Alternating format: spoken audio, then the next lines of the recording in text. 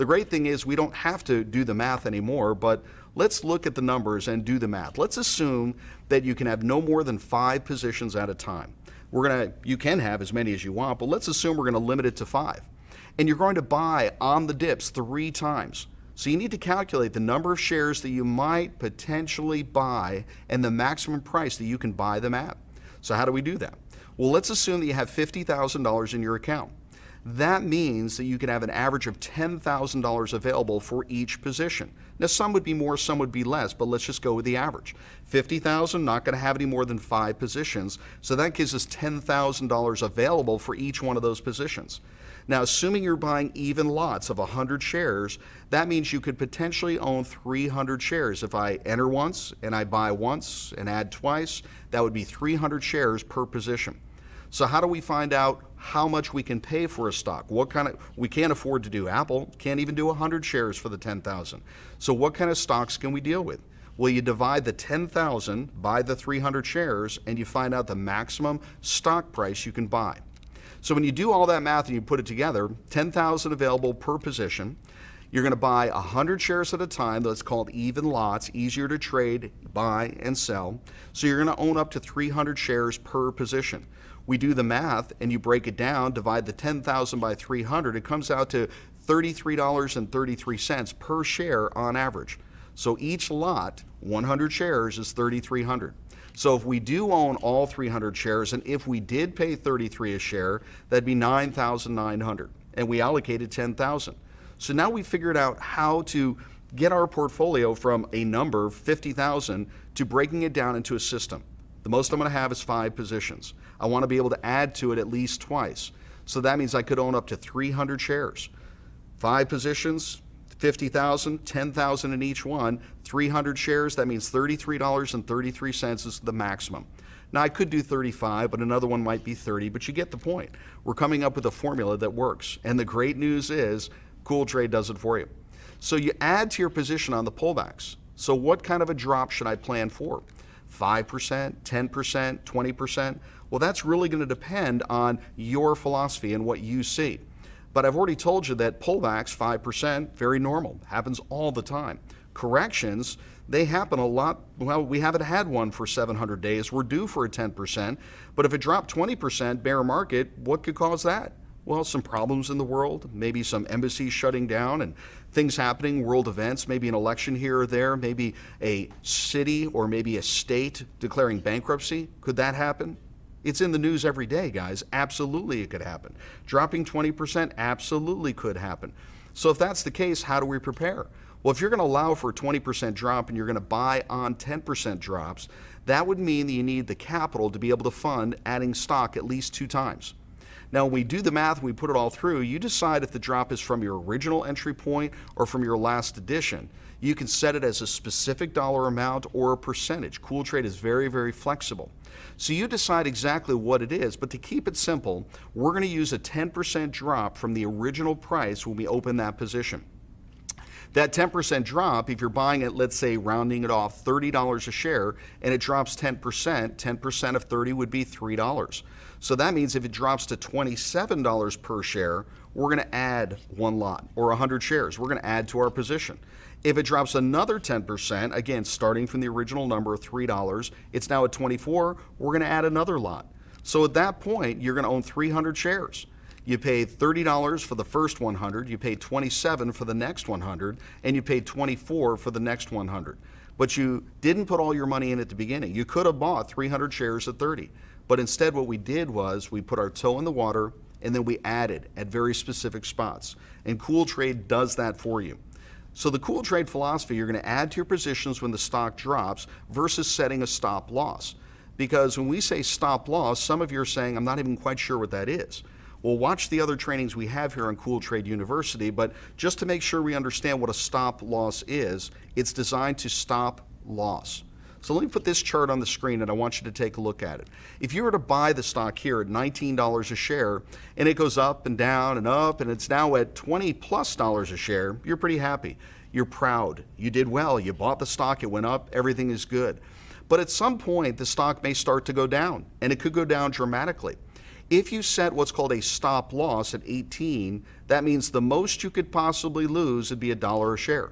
Because you bought it at 19, it went up to 20, but you didn't sell, you didn't lock it in. Now it drops to 18, you're gonna say, that's it, I don't wanna lose any more than $1 a share. That's called a stop loss. So if you just simply exit the trade right there, you've locked in a loss.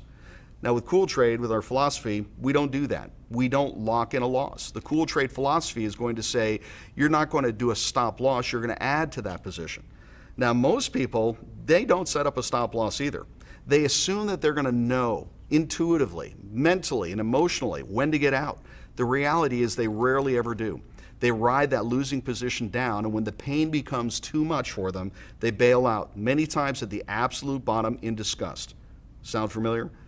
I mean, that was March of 2009 where people were just bailing out saying, that's it, the whole world is going to Hades and I'm out of this market, I'm just going to go to cash. And now they're thinking about just getting back in. So they sold at the bottom, and now they're saying, well, what do I do? Now, if they did set a stop loss, your broker can see that stop loss and they may even trade against you. When I say they may trade against you, again, online trading, you're telling your software with your broker, I'm going to get out here if the stock drops. There's an in-house market maker who sees the other side of that trade. It's possible, not saying it always happens, but they could potentially drive the stock price down to where you've set your stop loss. You've preset it to sell the stock there. They drive it down to that point. You sell the stock to them at the low, and then they bring the stock price right back up.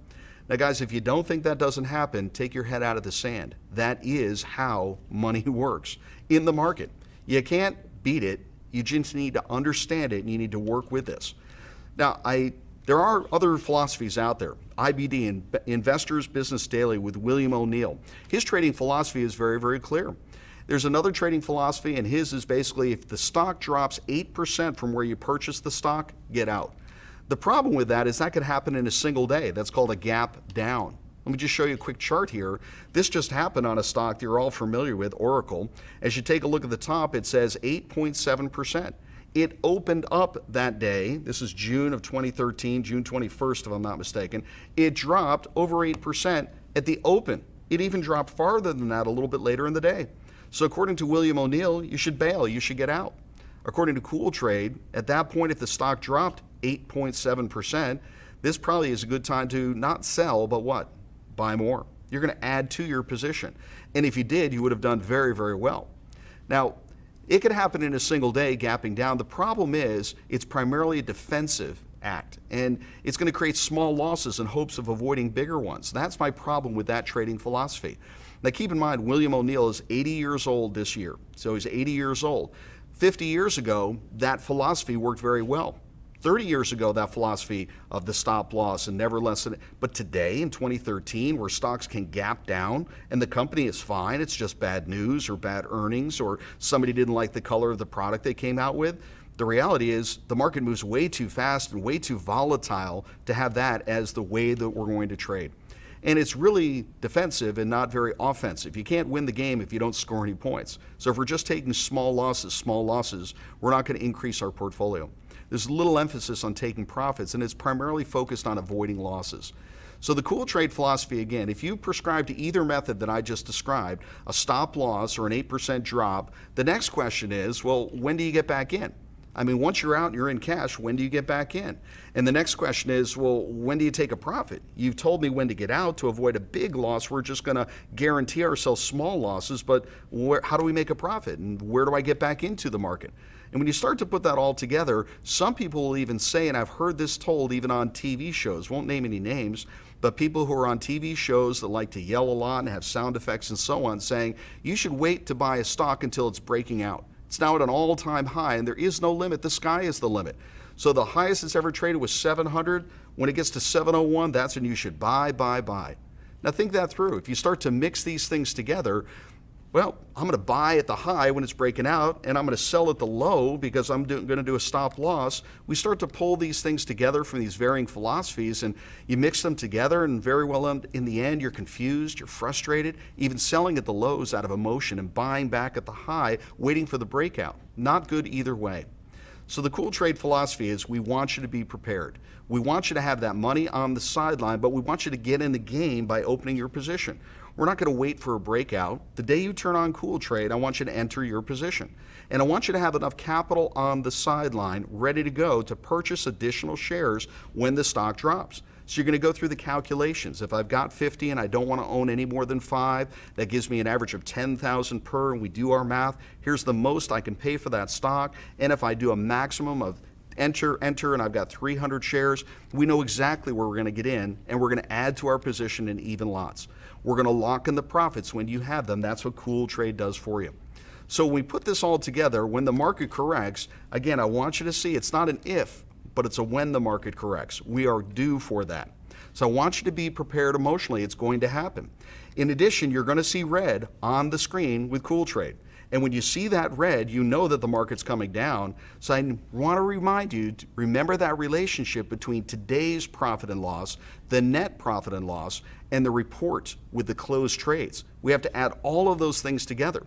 So when you see the red on the screen, don't freak out. Market corrections are normal. I want you to be prepared so we can take advantage of it. This whole special report was really to give you a glimpse of the other side, not just making money, but the money management side, and how to make sure that you know what you're going to be seeing on your Cool Trade screen makes sense. Red isn't bad, red's that opportunity. So be prepared for it. I hope this was helpful to you, learning what to expect when the market does correct. This is Cool Trade University. My name is Gene Guarino, and I want to encourage you, if you haven't even started your real live trading account, do the practice trading, do the simulated trading, and when you're ready, when you gain the confidence, get in. Put your toe in the water. Call support. Let them help you with that. And if you haven't yet, tell somebody about Cool Trade so that they can get involved too. I appreciate you being here for Cool Trade University. Thank you very much.